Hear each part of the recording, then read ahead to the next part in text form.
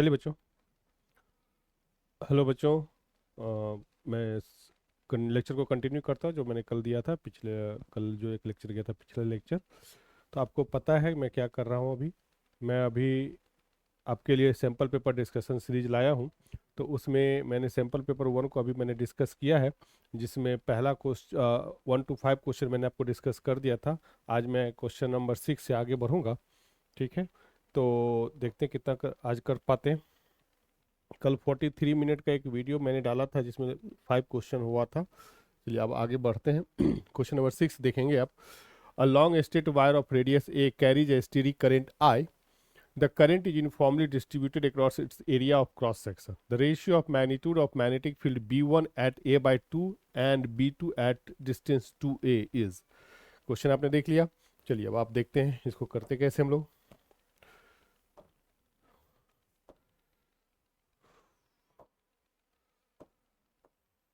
Question देख लिया आपने। अब मैं इधर से राइटिंग पैड ले लिया इधर रखने के लिए, लिखने के लिए। अब इस पे करते हैं हम लोग क्वेश्चन। क्वेश्चन देखिए क्या कह रहा है। क्वेश्चन नंबर 6 है ये, कि दिख रहा है आप लोगों को? सही है। देखिए क्वेश्चन ये कह रहा है कि एक वायर है, लॉन्ग वायर है।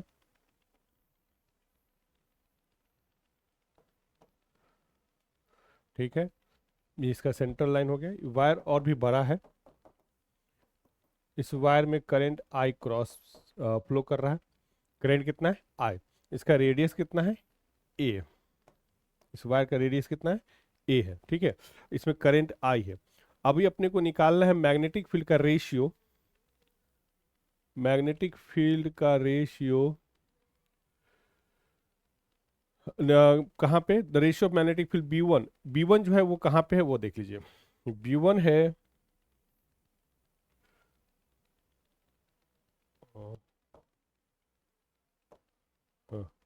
B1 कहाँ पे है? A/2 डिस्टेंस दूर। कहने का मतलब वो इनसाइड ही हो गया, क्योंकि ये पूरा रेडियस ए है। A/2 आधे रेडियस के बराबर का डिस्टेंस पे है। तो आपका मैग्नेटिक फील्ड B1 निकालना है कहाँ पे? जो A/2 डिस्टेंस दूर है। और दूसरा मैग्नेटिक फील्ड निकालना है B2 कहाँ पे? जो कि 2A डिस्टेंस दूर है। ठीक है, एक्सियल लाइन से B2 कितना डिस्टेंस दूर? 2A डिस्टेंस दूर। और B1 कहाँ पे है? वो A/2 डिस्टेंस दूर उस एक्सिस से, यानी कि वायर के सेंटर से। यानी कि ये इनसाइड पॉइंट हो गया और ये आउटसाइड पॉइंट हो गया। तो अगर मैं इनसाइड पॉइंट की बात करता हूं तो इनसाइड मैग्नेटिक फील्ड का फॉर्मूला आपने पढ़ा होगा। बी इनसाइड मैग्नेटिक फील्ड का फॉर्मूला लॉन्ग वायर के कारण, ध्यान रखिएगा, लॉन्ग वायर के कारण मैग्नेटिक फील्ड वायर के अंदर में इनसाइड पॉइंट पे मैग्नेटिक फील्ड का फॉर्मूला क्या हो जाएगा? B equal to mu naught I x by 2 pi r²। ये इनसाइड पॉइंट के लिए होता है। क्लियर हो गया? और आउटसाइड पॉइंट के लिए मैग्नेटिक फील्ड का फॉर्मूला क्या होता है? Mu naught I bye 2 pi x. X वो डिस्टेंस है जहां पे मैग्नेटिक फील्ड निकालना है। इनसाइड पॉइंट के लिए एक्स हो गया A/2, आउटसाइड पॉइंट के लिए एक्स का वैल्यू कितना हो गया? 2A। ठीक है, तो अगर मैं इनसाइड पॉइंट की बात करता हूं तो पहला केस इनसाइड पे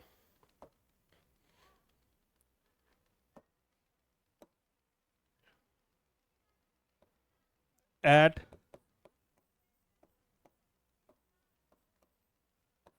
जिसका वैल्यू कितना दिया? B1। तो B1 का वैल्यू कितना हो जाएगा? म्यू नॉट आई बाय 2 पाई। यहाँ पे R की जगह पे A ले लेंगे तो A²। और कहाँ पे? तो A/2 पे।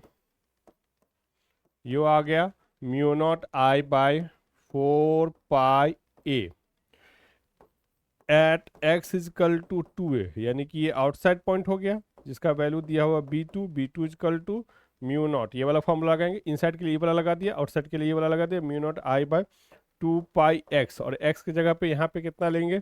आउटसाइड के लिए एक्स आपको देखो यहाँ पे बता दिया मैंने कितना? 2A। तो ये हो जाएगा mu naught I by 4 pi A।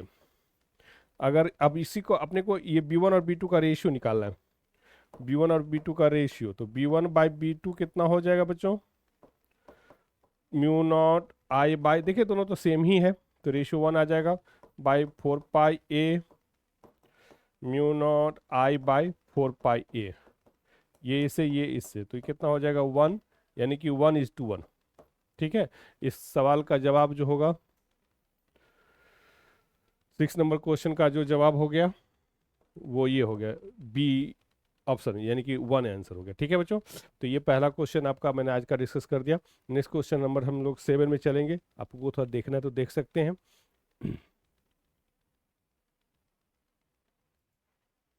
ठीक है, चलिए नेक्स्ट क्वेश्चन में आते हैं। नेक्स्ट क्वेश्चन 7 नंबर क्वेश्चन है, इसको आप पढ़ना चाहें तो एक बार पढ़ लें।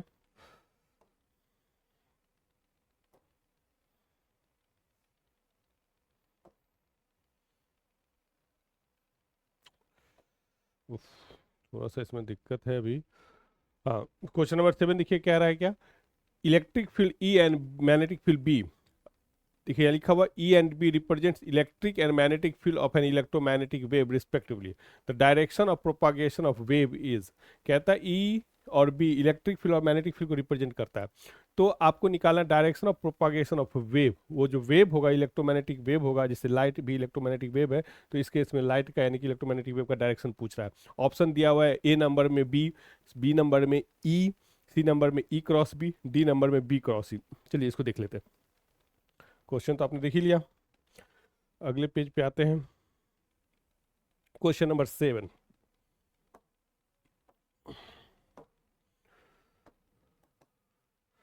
क्वेश्चन नंबर 7 क्या कहता है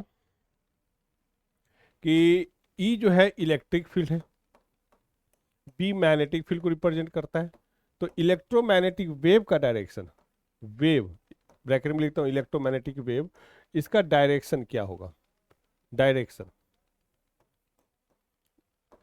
डायरेक्शन क्या होगा। चलिए देखिए, तो जैसे मैंने आपको बताया कि अच्छा पिछले क्वेश्चन में आप ये देखें, ये मैंने कहा था पहले भी कि जो क्वेश्चन भी डिस्कस करूंगा तो उस क्वेश्चन से रिलेटेड आगे पीछे का थोड़ा फॉर्मूला भी हम लोग याद कर लेंगे। बी इनसाइड, इनसाइड में मैग्नेटिक फील्ड का formula mu naught I X by 2 pi r स्क्वायर, आउटसाइड में mu naught I by 2 pi x, इसको आपको याद रखना है। ठीक है, अब चलिए इससे रिलेटेड क्वेश्चन का आंसर तो मैं बता दूं, पहले थोड़ा सा आप समझ लीजिए। आपने पढ़ा होगा, याद होगा, नहीं याद होगा तो यहां कर लीजिए। ई इजकल टू होता है B cross C, E is equal to कितना होता है, बी क्रॉस सी। ठीक है, अभी मैं आपके क्वेश्चन पे नहीं जा रहा हूं, मैं आपको कुछ चीज बता रहा हूं। बी और सी एक दूसरे पे परपेंडिकुलर होगा, तो B C sine theta, sine theta, theta 90 अगर कर लेंगे, थीटा 90, तो E is equal to B into C, तो C equal to E by B. यहाँ से आप, यहाँ से इलेक्ट्रोमैग्नेटिक वेव का, यहाँ पे मैंने इलेक्ट्रोमैग्नेटिक वेव लाइट ले लिया, तो जो सी का, लाइट का वैल्यू सी जो होता है स्पीड, वो इलेक्ट्रिक फील्ड का मैग्नीट्यूड और मैग्नेटिक फील्ड के मैग्नीट्यूड का रेशियो होता है, यानी कि E equal to B into C, C बहुत बड़ा फैक्टर होता है, तो यानी कि इलेक्ट्रिक फील्ड के रिस्पेक्ट में मैग्नेटिक फील्ड का कंपोनेंट जो मैग्नीट्यूड है मैग्नेटिक फील्ड का बहुत कम होता है इलेक्ट्रोमैग्नेटिक वेव में, इलेक्ट्रिक फील्ड का मैग्नीट्यूड ज़्यादा होता है, यानी कि वो डोमिनेंट रहता है। चलिए अब आगे देखते हैं। अभी चलिए अब दूसरा चीज आपको मैंने बताया था, बताया नहीं था अभी, तो आप जानते होंगे एक फॉर्मूला आप पढ़े होंगे इलेक्ट्रोमैग्नेटिक वेव में, जिसको हम लोग बोलते हैं पॉइंटिंग वेक्टर। क्या बोलते हैं, पॉइंटिंग वेक्टर। पॉइंटिंग वेक्टर का फॉर्मूला होता है 1/μ0 ई क्रॉस बी। ये इलेक्ट्रोमैग्नेटिक वेव में आप देख लेंगे, इसकी जरूरत पड़ेगी। पॉइंटिंग वेक्टर जिसको कि हम लोग एस से लिखते हैं, इसका फॉर्मूला होता है 1/μ0 ई क्रॉस बी। ये जो लाइट का डायरेक्शन होता है, ये पॉइंटिंग वेक्टर, पॉइंटिंग वेक्टर इसको बोलते हैं, पॉइंटिंग वेक्टर के डायरेक्शन में होता है। ठीक है, लाइट का डायरेक्शन यानी कि इलेक्ट्रोमैग्नेटिक वेक्टर, इलेक्ट्रोमैग्नेटिक वेव का डायरेक्शन पॉइंटिंग वेक्टर के डायरेक्शन में होता है। यानी कि अगर मैं सी का डायरेक्शन की बात करूं तो मैं सी कैप कर देता हूं, यानी कि सी का मैग्नीट्यूड नहीं बोल रहा हूं मैं, सी का डायरेक्शन।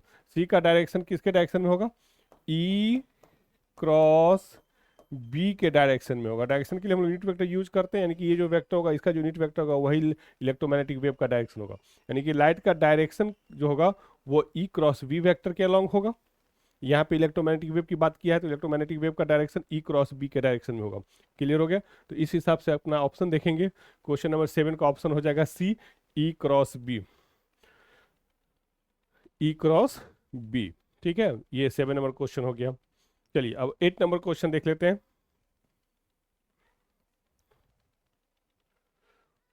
ठीक है, 8 number question. A ray of monochromatic light propagating in air is incident on the surface of water. Which of the following will be same for the reflected and refracted wave? चलिए, question आपने पढ़ लिया. Question number 8 page change. Question number 8 क्या कहता है? ये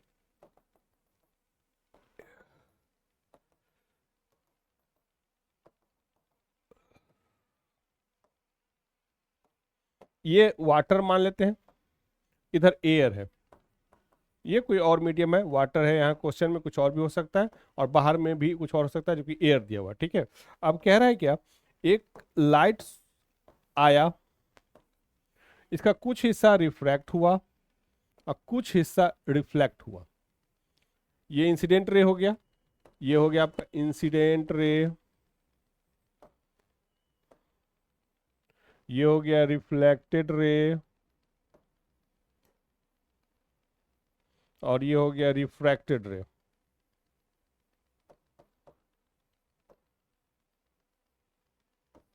ठीक है, अब देखिए इंसिडेंट रे का, लाइट का क्या क्या प्रॉपर्टी कैरेक्टरिस्टिक होता है? लाइट का कैरेक्टरिस्टिक होता है फ्रीक्वेंसी, वेवलेंथ, स्पीड, यहाँ पे मैं स्पीड सी से लिख लेता हूँ, और क्या होता है इंटेंसिटी, जो कि एनर्जी से रिलेटेड है, energy per unit area per unit time. ठीक है, तो किसी भी लाइट सोर्स में, लाइट सोर्स का प्रॉपर्टीज होता है फ्रीक्वेंसी, वेवलेंथ, स्पीड और इंटेंसिटी. अब देखें, अब ये जो लाइट सोर्स यहाँ पे आया, इस सरफेस से ये रिफ्लेक्ट हुआ और ये रिफ्रैक्ट हुआ, ये इंसिडेंट रे हो गया. लेकिन ये रिफ्लेक्टेड रे और ये रिफ्रैक्टेड, यहाँ पे रिफ्रैक्शन हुआ तो ये रिफ्रैक्टेड रे हो गया और ये रिफ्लेक्टेड रे हो गया. अभी अपने को ये कंपेयर करना है इंसिडेंट रे, रिफ्लेक्टेड रे और रिफ्रैक्टेड रे में के कैरेक्टरिस्टिक में. ये सारा कैरेक्टरिस्टिक जो है मैंने लिखा है इंसिडेंट रे का, ये सारा कैरेक्टरिस्टिक रिफ्लेक्टेड रे में कैसा हो जाएगा, ये सारा कैरेक्टरिस्टिक रिफ्रैक्टेड रे में कैसा हो जाएगा, यही अपने को चेक करना है, समझना है. बात समझ गए? तो देखिए सबसे पहली बात तो आप समझे, जो वेवलेंथ होता है ये मीडियम पे भी डिपेंड करता है. किस पे डिपेंड करता है? मीडियम पे. चलिए पहले मैं यहीं से स्टार्ट करता हूँ. एक फॉर्मूला मैं आपको बताता हूँ, आपने पढ़ा होगा v is equal to nu lambda. इस फॉर्मूले से ही हम स्टार्ट करते हैं. चलिए पहले फ्रीक्वेंसी के बारे में जानें. फ्रीक्वेंसी, कलर में थोड़ा चेंज करके लिखो तो समझ में आएगा. आ रहा है फ्रीक्वेंसी. देखिए किसी भी लाइट का फ्रीक्वेंसी एक ही समय सेट हो जाता है जब वो लाइट बन रहा होता है, बनता है, इमिट होता है. लाइट बनने का, लाइट एमिट होने का वही एटम में इलेक्ट्रॉन के ट्रांजिशन से होता है. अदर हायर ऑर्बिट से लोअर ऑर्बिट्स में आता है तो एनर्जी एमिट करता है, वो लाइट के फॉर्म में, इलेक्ट्रोमैग्नेटिक वेव में, लाइट के स्पेक्ट्रम में वो आता है. तो वहाँ से लाइट सोर्स का, वहाँ से लाइट बनता है. कहने का मतलब लाइट का जो सोर्स है वो एक्चुअली क्या था, इलेक्ट्रॉन का ट्रांजिशन अपने ऑर्बिट्स, अपने एटम में डिफरेंट ऑर्बिट से डिफरेंट ऑर्बिट में, बेसिकली हायर ऑर्बिट से लोअर ऑर्बिट में जब आता है तो वहाँ पे लाइट एमिट होता है. तो लाइट का फ्रीक्वेंसी उसी समय सेट हो जाता है बनते समय ही. ठीक है, उसका फ्रीक्वेंसी क्या होगा, यानी कि इलेक्ट्रोमैग्नेटिक वेव का जो फ्रीक्वेंसी है उसी समय सेट हो जाता है उसका फ्रीक्वेंसी. और ये कभी नहीं चेंज होता है. फ्रीक्वेंसी लाइट का कभी चेंज नहीं होता है, चाहे वो किसी भी उसमें आप कुछ भी करा ले, उसका रिफ्लेक्शन करा दें, रिफ्रैक्शन करा दें, इंटरफ्रेंस करा लें, क्या करा लें, कुछ भी करा लें, उसका फ्रीक्वेंसी चेंज नहीं होता है. तो इसका मतलब रिफ्लेक्टेड रे का भी फ्रीक्वेंसी वही रहेगा जो इंसिडेंट रे का है, रिफ्रैक्टेड रे का भी फ्रीक्वेंसी वही रहेगा जो इंसिडेंट रे का है, यानी कि फ्रीक्वेंसी तो कभी चेंज नहीं होगा. अब यहाँ पे देखिए फ्रीक्वेंसी चेंज नहीं हुआ, ये कांस्टेंट हो गया. अब आते हैं वेवलेंथ में. आपने कॉची से रूल पढ़ा होगा, वेवलेंथ का formula lambda is equal to mu is equal to refractive index जिसको बोलते हैं, mu is equal to A plus B by lambda square plus C by lambda to the power 4. तो यहाँ से आप देखेंगे कि वेव यहाँ से देखेंगे रिफ्रैक्टिव इंडेक्स जो है वो किस पे डिपेंड करता है, वेवलेंथ पे. क्लियर हो गया? और रिफ्रैक्टिव इंडेक्स पे वेलोसिटी डिपेंड करता है. तो मैं अभी इतना नहीं डिटेल से जाऊंगा, मैं आपको बस ये बताना चाहता हूँ कि आप ये समझें कि जो वेवलेंथ है या फिर कहें ये स्पीड है, ये मीडियम पे डिपेंड करता है. किस पे डिपेंड करता है? मीडियम पे. स्पीड किस पे डिपेंड करता है? मीडियम पे. क्लियर हो गया? जैसे मैंने आपको बताया mu equal to A plus B by lambda square plus C by lambda to the power and so on. यानी कि रिफ्रैक्टिव इंडेक्स म्यू पे, रिफ्रैक्टिव इंडेक्स वेवलेंथ पे डिपेंड करता है और रिफ्रैक्टिव इंडेक्स पे वेलोसिटी डिपेंड करता है. क्लियर है? तो आपने पढ़ा होगा v equal to C by mu. ठीक है, तो mu is equal to C by V तो अब देखें क्या कि म्यू पे क्या डिपेंड कर रहा है, वेलोसिटी, और ये किस पे डिपेंड करता है, वेवलेंथ पे। म्यू किस पे डिपेंड करता है, वेवलेंथ पे। तो वेलोसिटी किस पे डिपेंड किया, वेवलेंथ पे। क्लियर हो गया। तो कहने का मतलब क्या हुआ कि यहाँ ध्यान दें कि ये जो वेवलेंथ है, वो ये जो वेलोसिटी है वो मीडियम पे डिपेंड करता है। किस पे डिपेंड करता है, मीडियम पे। और वेलोसिटी पे डिपेंड करता है वेवलेंथ, या वेवलेंथ डिपेंड करता है वेलोसिटी पे। तो वेवलेंथ भी किस पे डिपेंड करता है, मीडियम पे। तो कहने का मतलब इसका जो वेवलेंथ है वो चेंज हो जाएगा, उसको मैं म्यू लैम्डा 1 बोल देता हूँ। स्पीड भी चेंज हो जाएगा, v1 कर देता हूँ। और इंटेंसिटी जो लाइट का है, कुछ फोटोन यहाँ पे, कुछ एनर्जी यहाँ पे एब्जॉर्ब हो जाएगा मीडियम के लिए, मीडियम के द्वारा। तो इसलिए इसका इंटेंसिटी भी चेंज हो जाएगा। तो इसको मैं I1 लिख देता हूँ। ठीक है।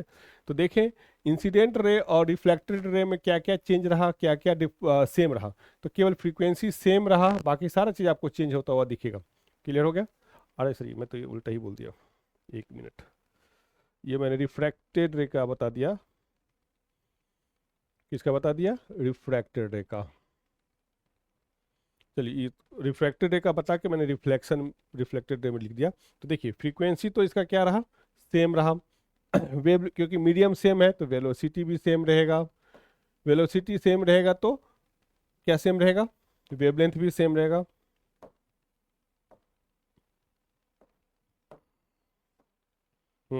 तो वेलोसिटी आपका सेम रहा, वेलोसिटी सेम रहा तो बी है, सी है तो सी ही लिख देता हूँ। वेवलेंथ लैम्डा है तो लैम्डा ही लिख देता हूँ। बट एनर्जी जो इंटेंसिटी है वो चेंज हो जाएगा। तो इसको मैं I1 कर देता हूँ।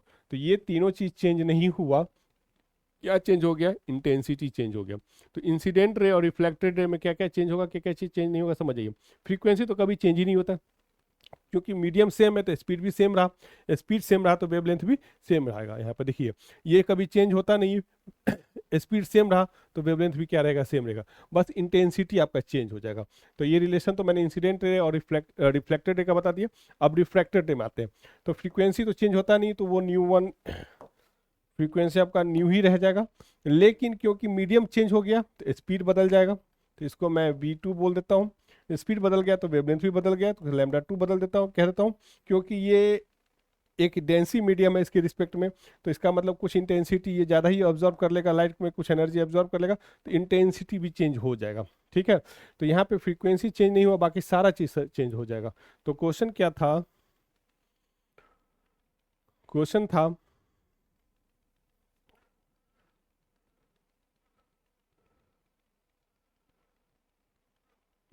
क्वेश्चन है 8 नंबर था ना, 8 नंबर क्वेश्चन हम लोग कर रहे हैं।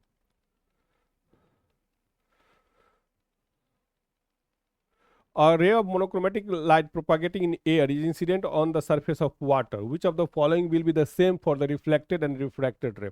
आपने आपने बताना है कि इसमें से कौन सा सेम है, रिफ्लेक्टेड और रिफ्रैक्टेड। रिफ्लेक्टेड रे और रिफ्रैक्टेड रे का रिलेशन पूछा है, हम तो इंसिडेंट रे का भी बता दिए। तो आप अगर इसमें देखेंगे तो आपको मैंने बता ही दिया, क्या बता दिया। हम्म इसमें मैंने आपको बताया कि रिफ्लेक्टेड और रिफ्रैक्टेड रे में स्पीड तो डिफरेंट होगा, क्योंकि रिफ्लेक्टेड रे जो है, रिफ्लेक्टेड रे एयर में है और रिफ्रैक्टेड रे वाटर में, तो स्पीड तो डिफरेंट हो जाएगा क्योंकि मीडियम पे डिपेंड करता है। और जैसे ही मीडियम पे डिपेंड करता है तो स्पीड बदल गया तो वेवलेंथ भी बदल जाएगा। तो यानी कि ये भी दोनों का क्या होगा, डिफरेंट हो जाएगा। ठीक है। हमसे पूछ रहा है सेम एनर्जी कैरिड, ये तो मैंने बता ही दिया कि एनर्जी डिफरेंट रहेगा। क्लियर। तो क्या चीज़ सेम रहेगा, फ्रीक्वेंसी सेम रहेगा। इनफैक्ट फ्रीक्वेंसी सारे रे का सेम हो जाएगा, incident ray, reflected ray, refracted रे। इंसिडेंट, रिफ्लेक्टेड और रिफ्रैक्टेड तीनों केस में फ्रीक्वेंसी क्या रहेगा, सेम रहेगा। बाकी चीज आपका डिफरेंट होता रहेगा। क्लियर हो गया। तो ये क्वेश्चन नंबर आपका 8 था। अब क्वेश्चन नंबर 9 देख लेते हैं। A beam of light travel from air into a medium, its speed and wavelength are 1.5 into 8 meter per second and 230 Newton meter respectively. The wavelength of light in air. तो देखिए क्या कहता है, beam of light travel from air into medium. Its speed and wavelength in medium. Air से medium में आया तो medium में इसका स्पीड है 1.5 इंटू 10⁸ और वेवलेंथ है 230 मीटर पर सेकेंड, सॉरी 230 न्यूटन मीटर। तो चलिए अब इसको क्वेश्चन करते हैं, क्वेश्चन नंबर 8 लेकर। ये एयर है और ये मीडियम है, वाटर नहीं दिया, मीडियम दिया। हम्म लाइट जो है इससे इसमें आया, एयर से इसमें आया। मीडियम में इसका स्पीड कितना दिया हुआ है, 1.5 इंटू 10⁻⁸ यहाँ पे वेवलेंथ कितना दिया हुआ है, 230 न्यूटन मीटर। ठीक है, तो पूछ रहा है क्या, इसका वेवलेंथ यहाँ पे कितना होगा, यानी कि लैम्डा नॉट कितना होगा। तो चलिए, यहाँ पे स्पीड एयर में तो आपको लाइट का स्पीड पता है, 3 × 10⁸ चलिए, तो अभी अभी जो क्वेश्चन पहले मैंने डिस्कस किया था उसमें क्या बताया था कि इस रे का, ये इंसिडेंट रे और ये रिफ्रैक्टेड रे, इसमें क्या चीज़ सेम रहेगा, तो फ्रीक्वेंसी क्या रहेगा, सेम रहेगा। तो हमने फॉर्मूला क्या पढ़ा है, C equal to nu lambda air के लिए, यहाँ पे मैं लैम्डा नॉट बोल दिया हूँ, तो न्यू इजकल टू कितना हो जाएगा, सी बाय लैम्डा नॉट। ये है किसके लिए, एयर के लिए है। अगर मैं किसी उस मीडियम का, जिस मीडियम की बात करें, इस मीडियम की बात करता हूँ, तो इस मीडियम में वी, सी की जगह पे वी, न्यू लैम्डा, तो nu is equal to V by lambda. तो देखिए फ्रीक्वेंसी तो सेम रहेगा, तो ये वाला पोर्शन और ये वाला पोर्शन सेम हो गया, तो V by lambda is equal to C by lambda naught. तो लैम्डा नॉट इजकल टू कितना हो जाएगा, lambda into C by V, lambda की जगह पे 230 नैनोमीटर, 3 × 10⁸, और ये हो गया 1.5 इंटू 10⁸। इसको इसको कैंसिल करेंगे, इसको इसको कैंसिल 2, तो ये कितना हो जाएगा, 460 नैनोमीटर। ये रहा बच्चों क्वेश्चन नंबर 8, इसको जल्दी से देख लेंगे फिर मैं आगे बढ़ता हूँ। क्वेश्चन नंबर 9, सॉरी ये क्वेश्चन नंबर 9 था। कौन कौन सा डिस्कस किया मैंने आज, ये 6 कर दिया, 7 कर दिया, 8 कर दिया, ये एक्चुअली 9 था, क्वेश्चन नंबर 9, 9 था ये। अब 10 में आते हैं, which one of the following metal does not exhibit emission of electron from its surface when irradiated by visible light, irradiated by visible light, rubidium, sodium, cadmium, caesium. आपने question देख लिया, कहता है which of the following metals does not exhibit emission of electrons from its surface, सब कुछ सही है, from its surface when irradiated by visible light. Option में रुबिडियम, सोडियम, कैडमियम, सीजियम। चलिए बच्चों अब स्टार्ट करते हैं, अगले पेज पे आ जाए।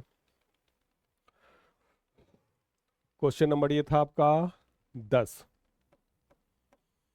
चलो देखो, क्वेश्चन कहता है कि ये कोई मेटल सरफेस है, इस पे विजिबल लाइट हम लोग इंसिडेंट करा रहे हैं, विजिबल लाइट है ये, तो इलेक्ट्रॉन का एमिशन हो, यहां से इलेक्ट्रॉन निकले, ठीक है, यानी कि फोटो इलेक्ट्रिक इफेक्ट का ये क्वेश्चन है। उसमें आपने पढ़ा होगा कि हर एक मेटल का अपना वर्क फंक्शन होता है।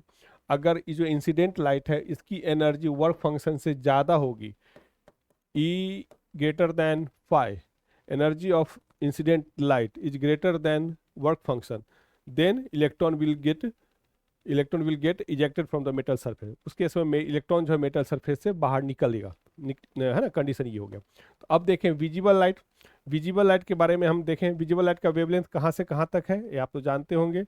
इसका वेवलेंथ 400 नैनोमीटर या 4000 एंगस्ट्रम भी लिखते हैं हम लोग, और 700 नैनोमीटर के बीच में होता है। क्लियर, ये इस वेवलेंथ का रेंज है विजिबल लाइट का। अब एनर्जी का फॉर्मूला हम लोग जानते हैं, E is equal to Hc by lambda, या फिर 1240 बाय वेवलेंथ इन नैनोमीटर। तो ये जो एनर्जी आएगा इलेक्ट्रॉन वोल्ट में आएगा। तो अगर इसका वैल्यू अगर मैं इसमें रखूँ, आप यहाँ पे रखेंगे या तो 400 रखेंगे एक बार ये, और एक बार 700 रखेंगे, तो 700 रखेंगे तो ये आपका क्या हो जाएगा, एनर्जी का रेंज विजिबल लाइट का आ जाएगा। पहले 400 रखते हैं, तो 0 से 0 ये 4, तो 3.1 इलेक्ट्रॉन वोल्ट हो जाएगा, ठीक है।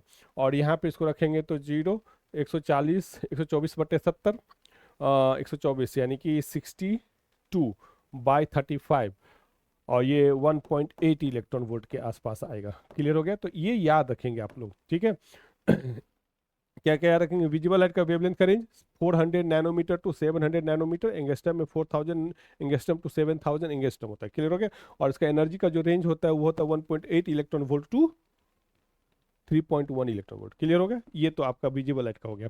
अब आपका इसमें मेटल कौन कौन सा दिया था, रुबिडियम, सोडियम, कैडमियम, सीजियम।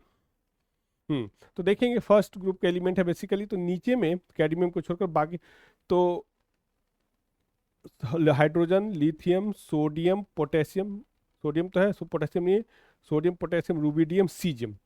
तो यानी कैडमियम को छोड़कर बाकी फर्स्ट ग्रुप का एलिमेंट है। तो फर्स्ट ग्रुप का एलिमेंट का वर्क फंक्शन वैसे भी कम होता है। आपको थोड़ा सा याद रखना है, सीजियम का वर्क फंक्शन जो होता है 2.1 इलेक्ट्रॉन वोल्ट के आसपास होता है, ठीक है। रुबिडियम का 2.3 इलेक्ट्रॉन वोल्ट, सोडियम का इस सबसे ज्यादा होता है 2.7 इलेक्ट्रॉन वोल्ट, और कैडमियम का जो होता है वो होता है 4.1 इलेक्ट्रॉन वोल्ट। अब आप देखें तो सीजियम का जो वर्क फंक्शन है वो विजिबल लाइट के रेंज में आ रहा है, 3.1 इलेक्ट्रॉन वोल्ट से कम ही है।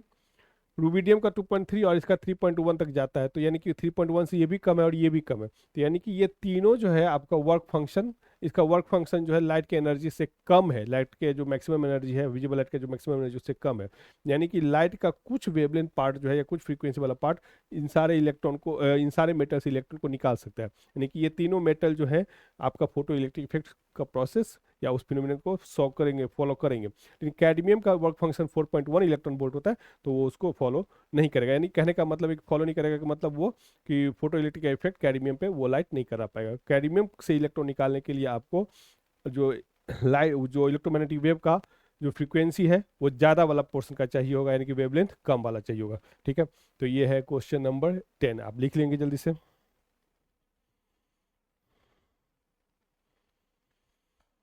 चलिए अब अगले क्वेश्चन में आते हैं। अगला क्वेश्चन है आपका 11th नंबर, ठीक है। वीडियो कितनी देर का बना है? एक क्वेश्चन और हम लोग कर सकते हैं। Hydrogen atom makes a transition from n equal to 5 to n equal to 1 orbit, okay.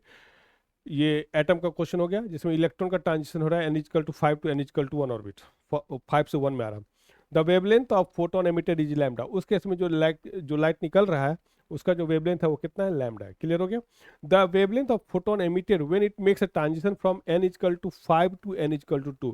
अब उसी एटम का इलेक्ट्रॉन का ट्रांजिशन हो रहा है 5 टू 2, तो उस केस में वेवलेंथ कितना होगा, 8 lambda by 7, 16 lambda by 7, 24 lambda by 7 and 32 lambda by 7। तो चलिए करते हैं, 5 टू 1 एंड 5 टू 2, ये याद ना। अगले पेज पे आ जाए, पेज ले लिया जाए।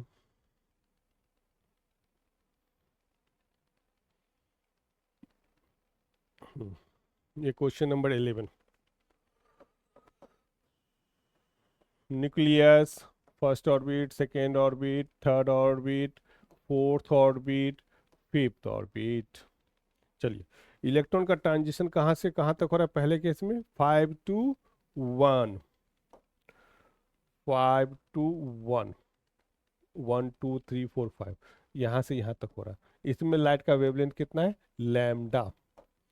अब कहता है 5 टू 2 आएगा तो कितना वेवलेंथ का लाइट निकलेगा, तो इसको मैं लैम्डा नॉट निकाल लेता हूँ, मान लेता हूँ, और यही लैम्डा नॉट अपने को निकालना है। चलिए तो आपने पढ़ा होगा 1 बाय,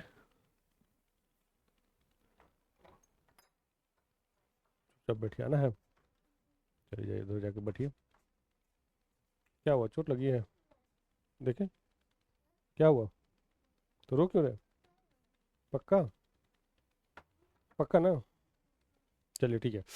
तो देखिए 1 बाय वेवलेंथ का फॉर्मूला क्या बताया था मैंने आपको, मैंने क्या बताया, आपने पढ़ा ही होगा, मैंने तो अभी बताया नहीं है। 1 by lambda is equal to R Z square into 1 by n1 का स्क्वायर माइनस 1 बाय n2 का स्क्वायर। इस फॉर्मूला में बस आपको ये ध्यान रखना है, ये फॉर्मूला आपके दोनों केस में यूज होगा, इलेक्ट्रॉन का जंप होकर इनर ऑर्बिट में आना या फिर इलेक्ट्रॉन का एनर्जी गेन करके हायर ऑर्बिट में जाना।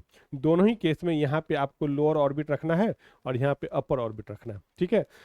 बस आपको एनालिसिस में आपने खुद समझ जाना है कि हाइयर से लोअर आएगा तो हाइयर से ऑर्बिट से इलेक्ट्रॉन लोअर ऑर्बिट में आ रहा है तो एनर्जी एमिट करेगा, अगर लोअर से ऑर्बिट हाइयर में जा रहा है तो एनर्जी एब्जॉर्ब करेगा। ठीक है, तो अब क्वेश्चन करते हैं। पहले क्वेश्चन 1/λ, पहले केस में वेवलेंथ कितना दिया हुआ है, 1/λ दिया हुआ है, is equal to R Z square. One first orbit कितना है, मतलब N1 कितना है, इनर ऑर्बिट कितना है 1, और आउटर ऑर्बिट कितना है 5, 5 का स्क्वायर कितना कर लेंगे, चलिए 5 का स्क्वायर 25 लिख दूँ क्या, रहने दीजिए। आर जेड स्क्वेयर 1 - 1/25, तो 1/λ इजकल टू कितना हो जाएगा, आर जेड स्क्वेयर, और ये 1 - 1/25, तो इसको डायरेक्ट लिखूंगा तो 24/25 आ जाएगा। ठीक है, तो यहाँ से मैं लैम्डा क्या लिख सकता हूँ, 25/r जेड स्क्वेयर इंटू 24। देखिए इस क्वेश्चन को करने वक्त ये फॉर्मूला भी आपने याद कर लिया, ठीक है, आपको रिकैप हो गया, ये फॉर्मूला रिवाइज हो गया। अच्छा, इस फॉर्मूला में आर को क्या बोलते हैं, रीडबर्ग कांस्टेंट, इसका वैल्यू भी आपको याद होगा 1.01 इंटू 10⁻7 पर मीटर, है ना, यूनिट इसका पर मीटर होता है। चलिए अब हम बात करते हैं सेकेंड केस में। सेकेंड केस में कह रहा है कि अब 5 से 2 में आ रहा है, तो वहाँ पे लैम्डा नॉट मैंने वेवलेंथ माना है आर जेड स्क्वेयर 1/2 का स्क्वायर माइनस 1/5 का square, are Z square 1/4 minus 1/25, are Z square, इसका एलसीएम ले लेंगे तो 100, 25 माइनस 4, 1/λ नॉट इजकल टू हो जाएगा आर जेड स्क्वेयर 21, 21/100, तो यानी कि लैम्डा नॉट इजकल टू हो जाएगा 100/,